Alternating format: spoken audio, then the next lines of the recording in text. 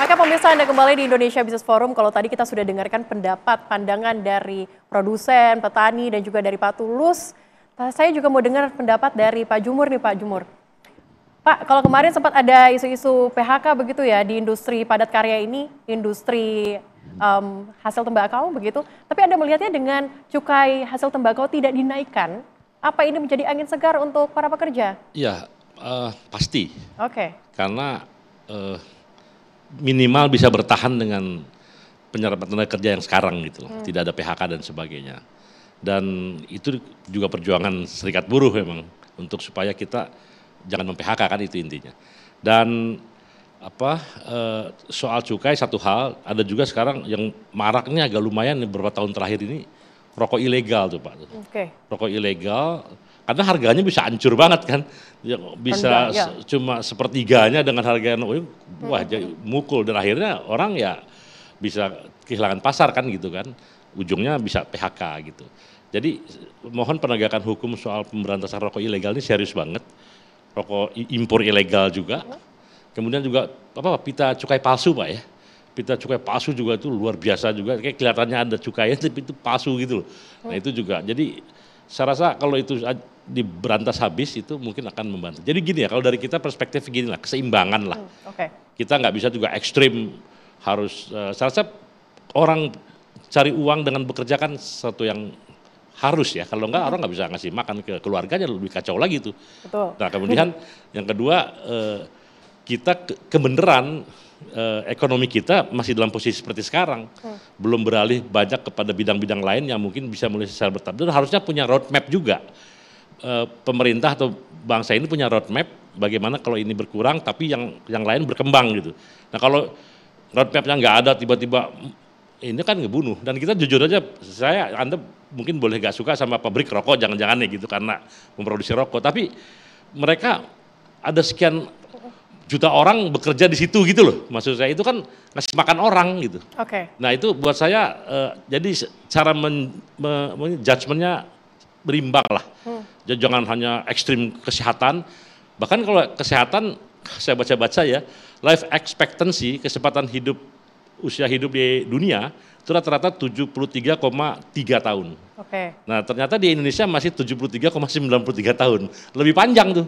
Jadi artinya orang Indonesia rata-ratanya lebih panjang daripada rata-rata umur dunia gitu. Oh berarti Anda setuju dengan Sephan Purbaya kalau belum menciptakan lapangan pekerjaan, jangan bahas dulu soal kesehatannya? Ya orang kalau nggak bisa kerja bisa berbahaya loh. Itu stunting, kelaparan itu lebih bahaya. Berarti ini adalah langkah yang tepat? Tetap, buat saya tepat dong kalau sekarang, karena ngasih makan orang kan begitu. Kalau misalnya belum ada alternatif ya sudahlah ini, dan itu juga budaya ya. Ini kita juga harus serius begini. Kita ini negara produsen sekaligus konsumen. Jadi perspektif melihat Pak Tulus, cara melihat orang Barat yang negara konsumen saja dengan apple to apple, tidak apple to apple dengan Indonesia gitu loh. Jadi kalau negara yang purely konsumen mau dia bantai habis silahkanlah. Ngerti nggak maksud saya? Katakan kita nggak ada tembakau nih, kita cuma ada rokok impor. Anda kalau perlu naik 700% deh tuh cukai, silahkan aja. Karena kita negara produsen jadi harus menyelamatkan industri. Iya dong. 6 juta orang kerja di situ. Betul. 6 juta orang. Saya ke Pak Saleh. Pak Saleh, Anda mantan Menteri Perindustrian, tapi saya pengen Anda melihat ini ada perspektif yang berbeda nih, ada dua perspektif. Menurut Anda gimana nih? Ya, saya kira apa yang tadi disampaikan oleh Pak Jumhur, saya kira saya menyetujuinya karena apa? Satu, kan bagaimanapun kita juga harus melihat jumlah tenaga kerja yang terlibat di dalam industri rokok dan turunannya.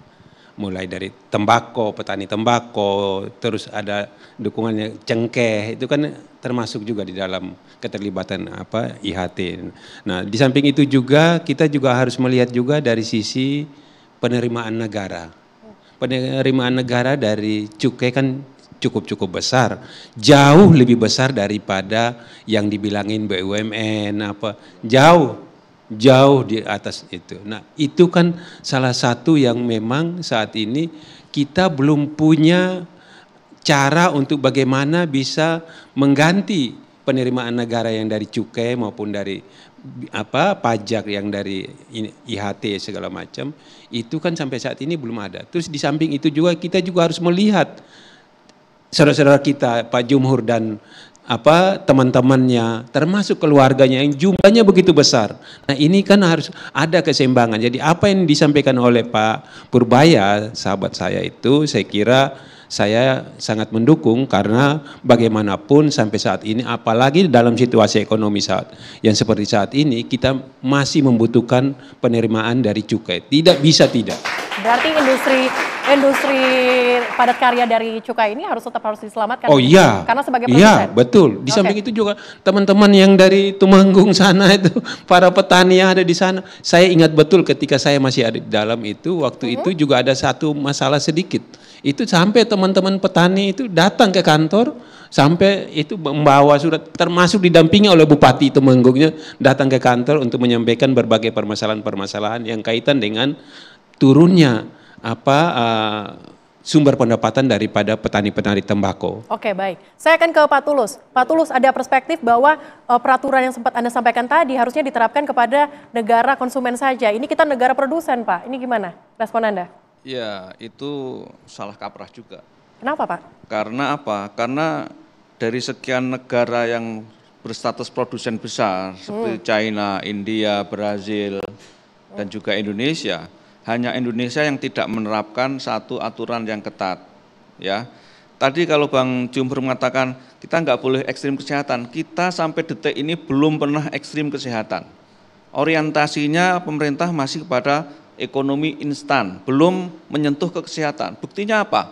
Buktinya jumlah perokok masih sangat tinggi. Kita jumlah prevalensi merokok di Indonesia itu sebesar 32% atau sekitar 70 juta.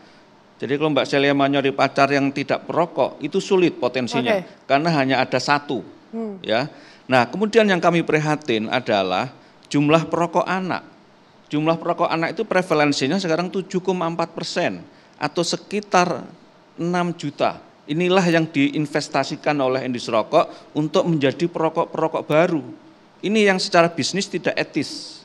Ya, mengorbankan anak-anak untuk menjadi perokok baru sebagai pelanjut dari perokok-perokok tua yang sudah mati dan kemudian ada perokok-perokok baru.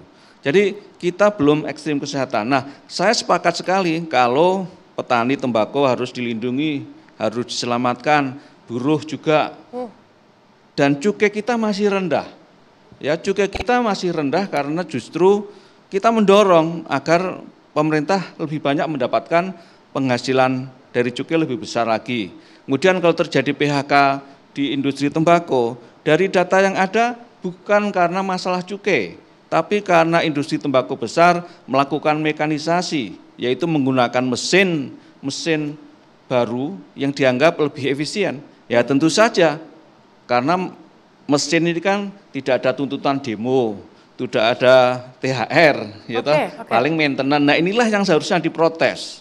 Ya, kemudian dari petani, dari data yang ada, ya, lahan petani itu semakin berkurang, lahan pertanian tembakau semakin berkurang. Menurut di Anda satu kenapa? sisi. Ya, di sisi lain menurut saya, dari data bukan menurut saya. Dari data yang ada, kemudian daun tembakau atau tembakau dari petani tidak banyak terserap di market di Indonesia. Di satu sisi produksi rokoknya naik dari Gapri, Gaprindo, tapi pertanian tembakau tidak terlalu terserap. Kenapa? Karena ada musuh pertanian tembakau yaitu impor tembakau.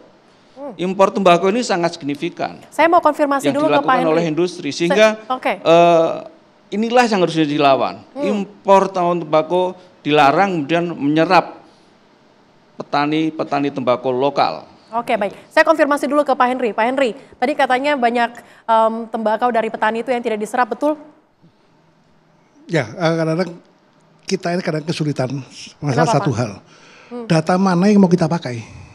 Data siapa mau kita pakai? Itu yang kadang-kadang kita nggak jelas dan kadang-kadang kita mengambil data yang suka-suka kita. Salah satu contoh yang bisa saya katakan di sini. Data BPS loh Pak. Saya katakan di data Bapak katakan data BPS. Data BPS tahun 2024 prevalensi merokok sudah turun di bawah RPJMN. Prevalensi tahun 2024 telah turun menjadi 3,68%. Sedangkan target RPJMN adalah 8,7%. Itu pada saat masih berlakunya PP 109 2012. Berarti PP 109 2012 berhasil menekan prevalensi. Itu pendapat kami. Atau kedua, yang tadi katakan dari Pak Saleh Husin, kita harus ikat juga Undang-Undang Nomor 3 tahun 2014, Pak, tentang perindustrian. Situasi industri hasil tembakau saat ini memenuhi syarat untuk mendapatkan upaya penyelamatan industri melalui pemberian stimulus fiskal. Karena dalam 2 tahun terakhir ini terjadi degradasi yang sangat signifikan. Utilitas mesin menurun, tenaga kerja penyerapan tembakau turun, terjadi PHK tenaga kerja. Nah, situasi IHT saat ini sudah memenuhi syarat-syarat di pasal Undang-Undang Nomor 3 tahun 2014 untuk mendapatkan stimulus fiskal. Itu suatu jalan keluar dari pemerintah yang bisa dilakukan. Menurut saya apa yang dilakukan oleh Pak Menteri Keuangan Purbaya sudah tepat. Masih tetap dengan konsisten, sudah tepat. Tapi nanti kita akan dengarkan ya bagaimana kemudian pandangan dari warga soal kebijakan ini. Usai jeda tetaplah bersama kami di Indonesia Business Forum.